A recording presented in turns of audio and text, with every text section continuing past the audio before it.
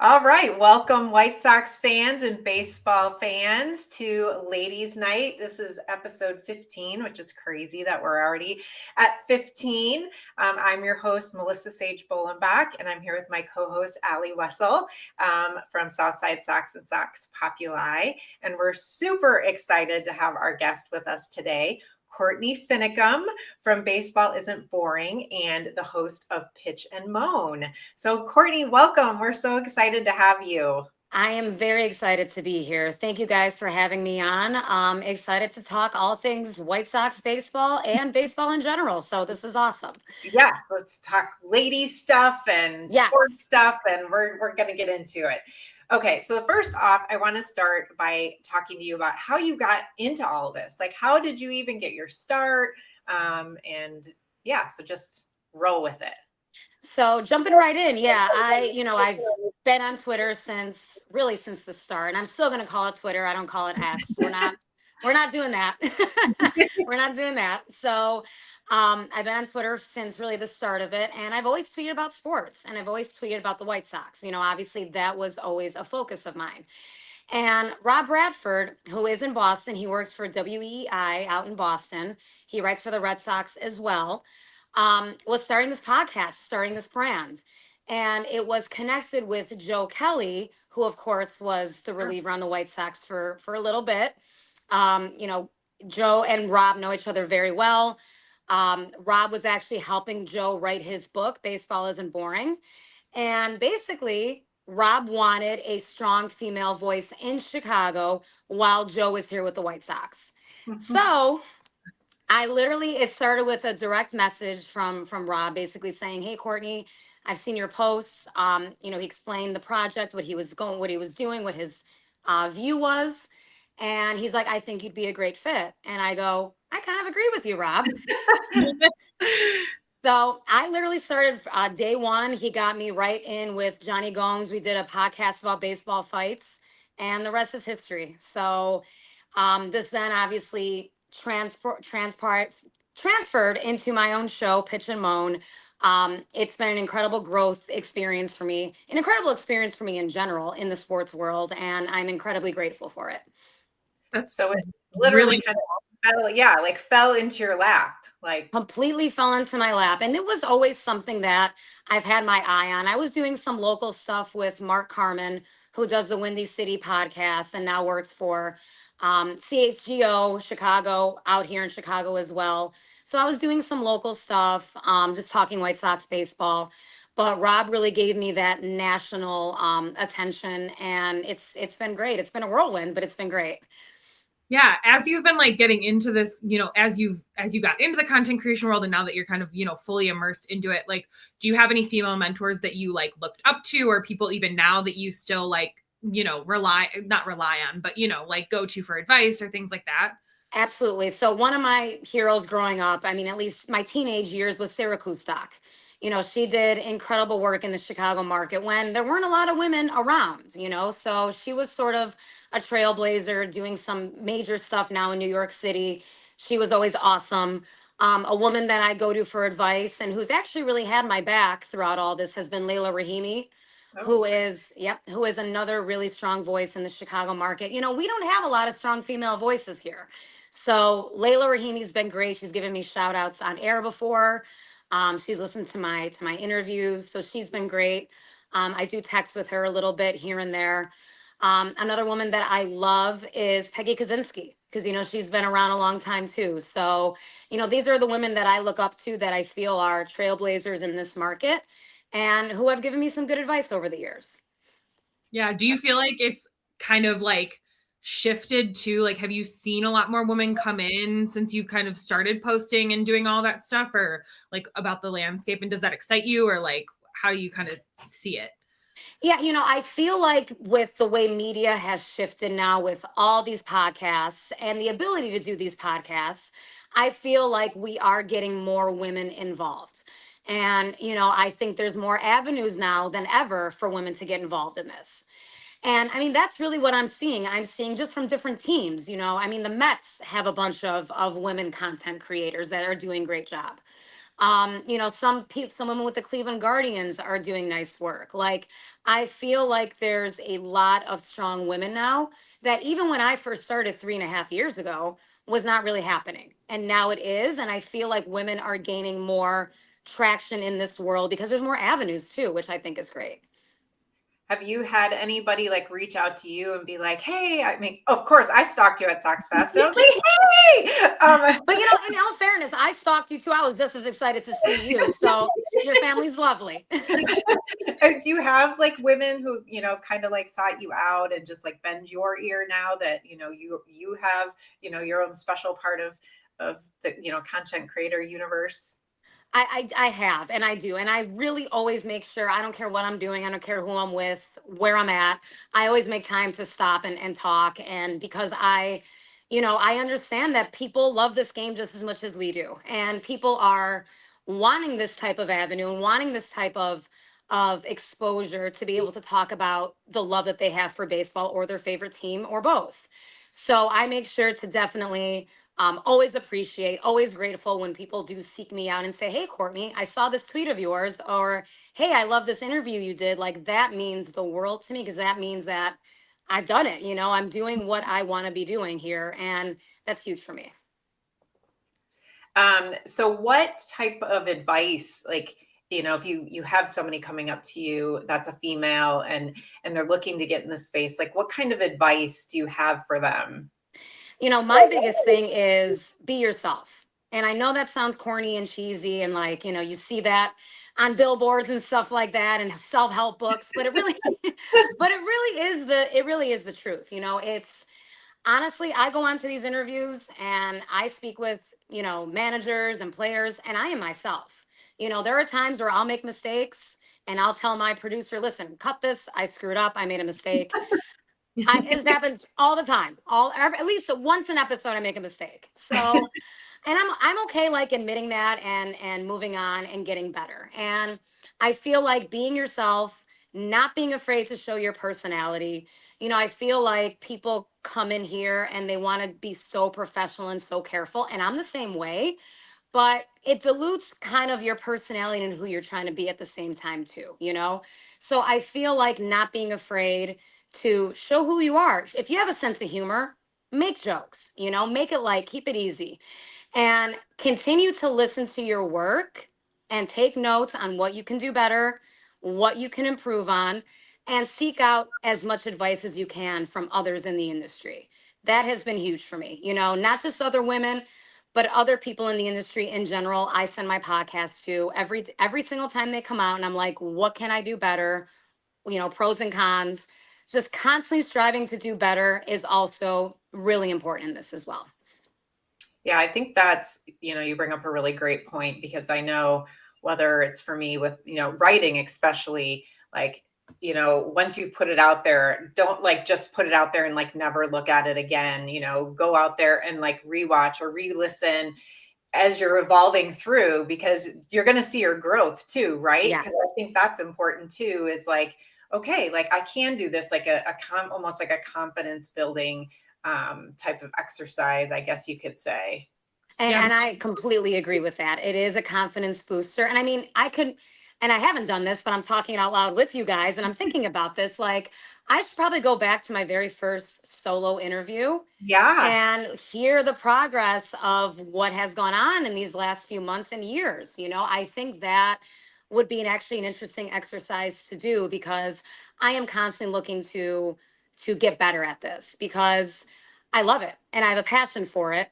And, I don't just want to come out there and not be prepared. I want to be prepared. But I want to get better too. And I want people in the industry to give me that feedback, whether it's bad or good. That's the thing too. It can be scary to hear criticism about yourself. Yeah. But that is a way to get better. And I look for that. So constructive criticism is important.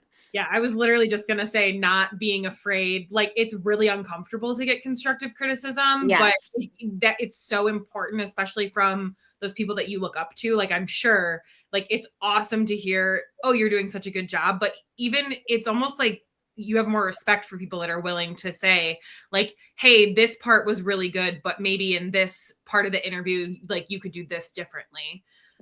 That is the kind of constructive criticism that I look for from people. Yeah. Absolutely. Just like that. Like, hey, I love that you asked this question. This was a great follow up, but this and this would make you stronger next time. And I take note of that. I mean, because that is important from people that I respect in the industry. So, yes, it can be hard sometimes and it takes a little bit of, I'm a perfectionist. That can be tough for me, but I also know in order to get better, that has to happen. So I welcome it and I appreciate it.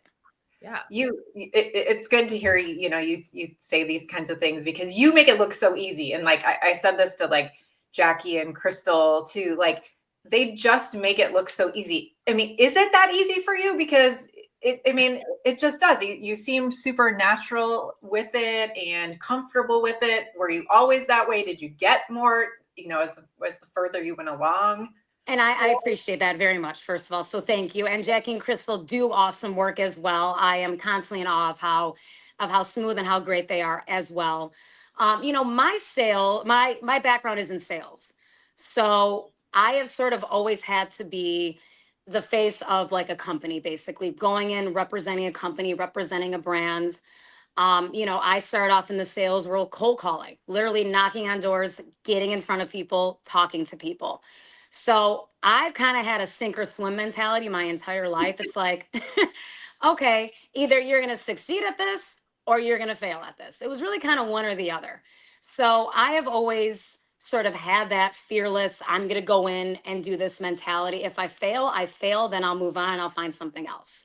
So I have always felt like I have had to have this personality, have this energy, really since I was younger, to just get in front of people, talk to people, not be afraid to show that personality. I might not be the most prepared person in the room sometimes, but I feel like my energy will, definitely kind of mask anything that I don't have going on that other people would.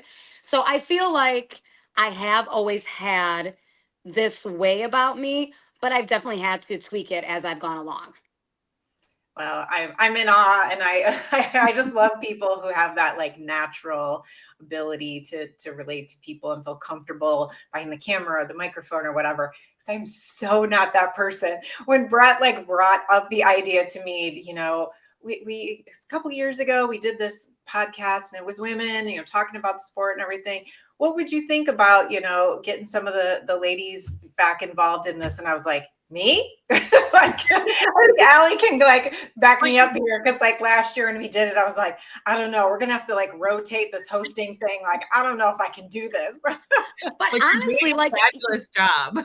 Yeah, you're just going out there and being, I mean, I can tell both of you ladies are just being yourselves. You're asking the questions, you're doing the legwork, and you guys feel very natural and smooth with this. And like I feel if you're passionate about something, whatever it is, that is going to shine through no matter what. Yeah. And you guys seem both very, very passionate about this project, about the White Sox, about baseball. And that really is a large chunk of this. Be passionate about it. Love what you're doing. And this was sort of a passion project for me. And I feel like that's the same way with you guys. Like this is a passion for you. And that will always show through, in my opinion. That is rolling it back to the beginning of our conversation. I think that's a great piece of advice for people looking, whether it's something like this or baseball or whatever, starting a podcast about anything or a project about anything, is that, try to overcome your uncomfortableness or your fears by just like, really tuning into that passion about whatever it is. So absolutely. It's like committing to the bit. You just got to commit to it and roll with it, right? It is so true. And I will tell you, there are times where I'll have an interview coming up and I will feel, I'm like, oh man, like I'm busy with work. I'm busy doing other things. Like this is going to take a lot out of me. But once I get on a roll and I'm like, what am I complaining about? I'm talking about baseball. I mean, this is so easy, right? Like this is the highlight of my day. Like, I don't know why I was even thinking twice about this. Like, this is where I want to be. This is what I want to be doing. So if you have passion for anything, put yourself into it and immerse yourself in it. That's another good piece of advice. So I think that's a really good segue into kind of where we wanted to go next, which was talking about, your podcasts and involvement in that. So when you're contemplating, like thinking about guests and things, like how do you decide, I would really like to talk to this person. Is it like inspired by what's happening in baseball, or it's like, you're pulling from things you've always wanted to do or people you've always wanted to talk about? Like, how do you go about doing that?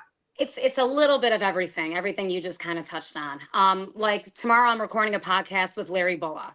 Larry Boa. I mean, if you look up anything about Larry Boa, the guy has layers and layers of fascinating stuff about him, right? I mean, as a player, as a manager, World Series winner. I mean, there's a lot of layers to him. And I really like him because he has a very well-known fiery personality. So, so with my brand, Pitch and Moan, I'm like, this is the guy I want to be pitching and moaning with, like this is the guy. So creatively, I look into that too. Like, okay, who is a good personality in baseball that will mesh with what I'm looking to do? So I look into that. And luckily, Rob Bradford has given me the keys to run this show how I want it. He almost never has pushed back on any guests that I have wanted to bring on, which has been a blessing. And then I also look for what's going on in baseball. Like I did a whole podcast with Johnny Gomes last year about umpiring and everything that's going on with that and blown calls. And, when we were having a rash of terrible calls with these umpires, like going into those types of shows with a theme is also helpful as well. So it really depends on what's going on and who I can get at the time. But my biggest thing now, I think, is getting good quality guests on that are not afraid to tell their story. Will give me the sound bites to be able to, kind of market my podcast too. Like that's really what I'm looking for now. Good, solid baseball guests that have interesting stories and are willing to tell that. The how much research do you have to do for like Larry Boa? Oh my gosh. Like he, Yeah. you have to take you hours to just like sort through and decide where you want to go. So that's another part of my process too. So we were talking about, sending out my content to people and getting, obviously feedback. I also run past my guests with people as well in baseball. I go, okay, I have Larry Bow on tomorrow. Like, I know that this is what I want to talk about, but what else is interesting that I maybe am missing or that I need to be included?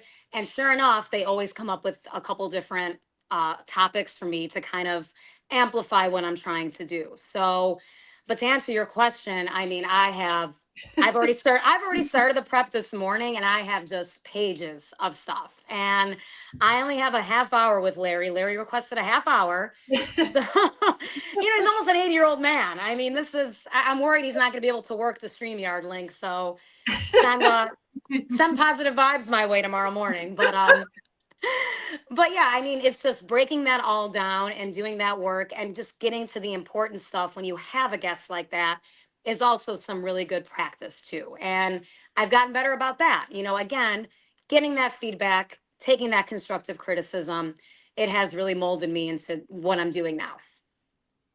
Cool. Yeah, I can't wait to do that one.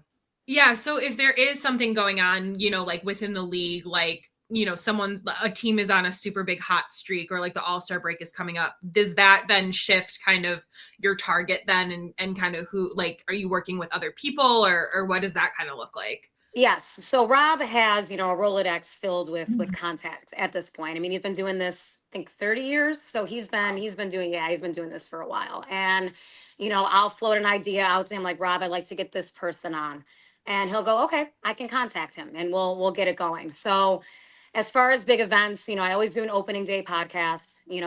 That's a big one. I will do an all-star game one.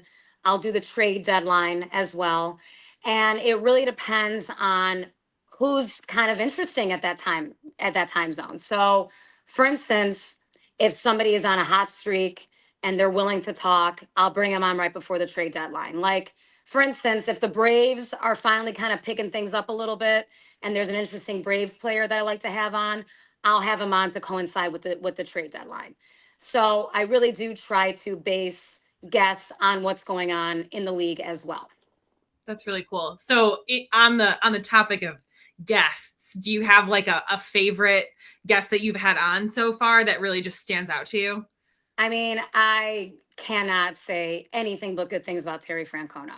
Like, I That's mean, awesome. this guy's going to be a Hall of Fame manager. He's going in the Hall of Fame when his career is done. And, you know, he has been nothing but wonderful to me, just a complete gentleman, gave me great stories, great information. And when I was out in Arizona for spring training, I sent him a text and I go, Larry, thinking about Larry Boa too much, you see? He's in my brain. When you spend pages of doing Larry Boa stuff, he's etched in my head. And I texted Terry and I said, Terry, listen, I'm coming out to Arizona, would love to do a follow-up interview with you now that you're with the Reds. You know, if you have 5 minutes for me, that would be great. He goes, I always have 5 minutes for you. And I'm just like, I mean, that's Terry Francona saying that to me, like that. Yeah. That's like a big deal. So yeah, Terry, it's hard to, I mean, I shouldn't pick favorites. I really shouldn't because I have I have enjoyed all of them in different ways, but Terry Francona is at the top of the list for sure. Something like that stands out though, like a guy that's willing to, just take the time out of his day to talk to you, especially a guy like Terry, like you said, like Hall of Famer, Yep. like also just the manager of a Major League Baseball club, like Absolutely correct. So no, Right. that would, I feel like if I were dealing with a situation like that, that would also probably be my favorite. Right. Yeah. And speaking of like going to spring training and all that, can you talk to us a little bit about like going to Sox Fest and spring training as a media member? Like, Yes. What is that experience like? How do you kind of approach being a member of the media? Those are great questions because this is obviously completely uncharted waters for me, right? I mean, this was a first, and Rob gave me a pep talk. Honest to God, a pep talk, like on the phone with me for an hour, basically saying, "Listen, I have confidence that you'll be able to do this and handle yourself well, but there are certain protocols that you have to pay attention to." So just kind of getting the rundown on, okay, you go in there, introduce yourself to everybody. This is still like put your sales hat on and learn to kind of, get in and network with these people, network with the other beat writers and the media members, let them know who you are and what you're doing. And on top of that, get to know the PR and marketing people that are involved in each team because they're the ones that approve the credentials. So when we're getting to that credentialing phase and I go and Rob wants to send me to the Reds or the Sox or the Cubs, they want to make sure that they know who you are, they know your face, they know what you're doing. And it's just, just gives you more legitimacy basically. So I went about it extremely professional, basically like I was doing a sales call. Went in there, very respectful to, and luckily in Chicago, I know a lot of the media members already. I'm very good friends with Scott Merkin, as you guys know. So that really helped. And he gave me a pep talk as well. He gave me some advice. Yeah, it's look again, those little things, those little things. I like when people have my back, as I'm sure you ladies do too, right? I mean, that means a lot. So went in there, introduced myself to all the media people, all the PR people. And then as far as it came to interviewing players, basically the protocol is because I like to do a video as well. Don't just stick your phone in someone's face. Ask them if they can be if they can be on video, if they're comfortable with that. So just knowing all these little steps going into it, it makes you seem, obviously well prepared, well read, what you're doing. And then just going in there and again and handling yourself, the information, the team, what you need to do, and just going in there with confidence and getting in there and doing what you got to do. Is this like a dream come true for like 13-year-old Courtney? Is she like looking, thinking, oh my gosh, I would have never? It really is because in 8th grade, and the way you said 13-year-old Courtney, that means a lot because my 8th grade teacher, who is a huge Sox fan, he made us do an 8th grade project right before we graduated, basically outlining our goals and our timeline for our life. And he was going to send it to us when we turned 18 years old and we were graduating high school. So one of the things that I wrote was about my career goals. And remember, this was before, social media is really taken off. So I didn't know anything about podcasts at the time. I didn't know that, women could have even this type of role in sports. Right. So I always had a goal of working for a team in the front office, marketing, public relations. That was always a goal of mine, was to be involved in sports in some way, but on the business side of it. So the fact that I now have this role where I can literally go on a podcast, interview some of my all-time favorites, and also get like media credentials to these events, it is a dream that I could not have even in a million years, guessed 20 years ago. So it really is a cool experience, and I am forever grateful. Well, I'm going to take a quick pause so we can do our commercial break, but we're almost out of time. But the last few minutes we have, we got to talk about your White Sox fandom. So Yes. Hang with us, listeners. We'll be back in a second. All right. See, that was fast. We're back. Okay. So how did you become a White Sox fan, Courtney? How did all this ball get rolling? So you can blame my father for that. Yeah, a lot of us do that. Yeah, as many of us can. I mean, that is really a lot of our history, right? A lot of people have the same story. My dad is a diehard White Sox fan, and he comes from a long line of White Sox fans, diehard White Sox fans. His mother, my grandmother, was a diehard, as in she would write notes to Bill Melton. Okay, that's Oh, how cute is That's that? amazing. I mean, it is. I have told this story so many times, and it never gets old because everyone has this reaction, and they love it. She would literally take out a pen and paper, again, pre-internet, pre-computers, and write to Bill Melton, like just because she was such a huge fan. She would give him advice. She would give Bill Melton advice. She's like, You go, girl. she has notes on like each game. Like, I noticed that this happened to these players. Yes. You want to drop your shoulder, Bill, when you're. I mean, she was doing this stuff before any of us were doing it, before it was cool to do it. So, I come from a long line of diehard White Sox fans. So that really rubbed off on me. And my very first opening day was in 2000, which was the Kids Can Play year, which was still to this day one of my favorite teams. And I haven't looked back since. I mean, I have been following that team, loving that team for forever. And as much as it's hard, and as much as I have a mom that's a diehard Cubs fan, strangely enough. I do too, Courtney. See? So you know how it is. So we've all got those people. Those people, yes, we do, unfortunately. But for some reason, that White Sox team always rubbed off on me. So that's how I got my start in this wild, wacky fandom. And as hard as it can be, I wouldn't have it any other way still. Yep. So you're living, you're dying by the White Sox. How are you surviving and coping over these last few years? Admittedly, I'm more of a glass half empty girl. I am not so much this overly positive thinker. And we've been fooled by prospects before. We've been fooled by the rebuild before. So I am excited about the potential of some of these prospects now. And that's kind of what I'm hanging on to. I'm hanging on to the hope of, okay, maybe this will be different this time around. Different drafting, different mindsets.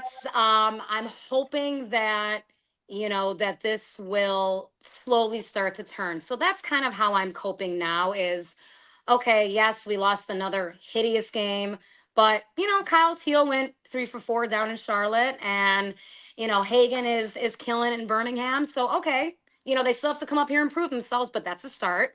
So, and then I'm just gonna say this, Jerry's getting older by the minute here, so it's also how I'm coping. I'm crossing a lot of fingers here. I've got my toes crossed. You just can't see them. I love it. So by the minute that's happening. So that's how I'm coping. Yeah, I feel like covering the minors has been like a blessing for me in all of this. Like I never really was interested in them before, and Brett had me start covering them last year. And I was like, okay, this is definitely a coping mechanism for me, Yes. looking at these young guys. And then I found that I actually really love it. So it was kind of one of those things that you just never, I don't know, I just never saw myself as really too interested in what was going on in the minors. But now it's like a life raft. Yeah, and you actually have stuff to cover in the minors now. Sometimes you have more stuff to cover in the minors than you do the major league team right now. It's just because there is, a lot of interesting guys down there, and I think it's great that you guys do have that to talk about. We have that to talk about. And like you said, it is our life raft right now. It is. It is. Yeah. And I feel like the cool thing too about the minors, just on that note too, is like anyone could be anyone at that point. And so Yes. it's like who's going to stand out kind of thing, which is really like that also gives me hope, right? Because you've got these massive teams and all of these levels, but really it's anyone's game as long as they can develop. Right. Well, Tim Elko, right? He's like an example of that. Like work your tail off. Yep. You may be a 10th round pick, but you can get up to the show. Now, whether you can stay there, but sometimes just determination and will and grit, and it'll get you there. Well, and even like a Mark Burley, for instance. I mean, Mark Burley was not projected to really be anything. He was a late round draft pick.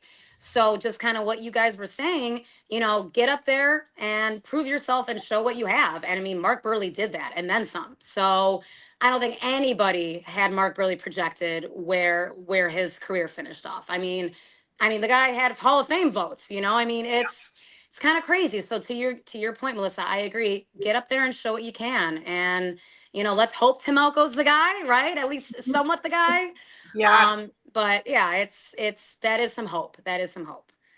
Well, I mean, we're almost done with our time here. So I'm going to wrap up the last question here with what are your expectations for the rest of this year? Like, where do you see it going? Do you feel like there are positives and it is going in the right direction? Are we spinning our wheels? What are you thinking?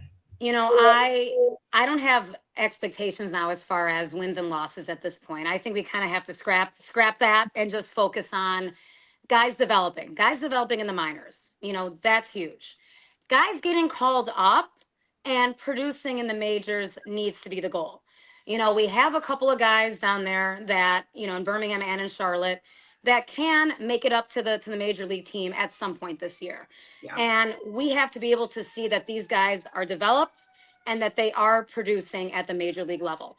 That to me is what I'm looking for this year. I am looking for progress in the minors with the prospects that these guys can become major league players.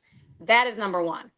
And then as far as, wins and losses, I like I said, I'm kind of scrapping that at this point. But I have said this publicly, and I'll say it again. If they can somehow not lose over 100 games, I would consider that a victory. Yeah, I would. The Rockies might be bailing us out this year, ladies. So we might have that going for us. What? Yeah, that is really, really brutal for them. We know how they feel. I mean, we do. Yeah, it's a pretty. But at least their ownership could fire their manager sooner in a timely fashion. That is a good point because the Rockies have kind of a funky ownership too, but at least they knew to pull the plug and make a change, even though that is not Bud Black's fault over there. Yeah. But sometimes, accountability is a thing, and it is nice to see that happening fairly quickly within an organization. Yeah. Well, Courtney, we could talk to you for another 30 minutes, probably longer than that.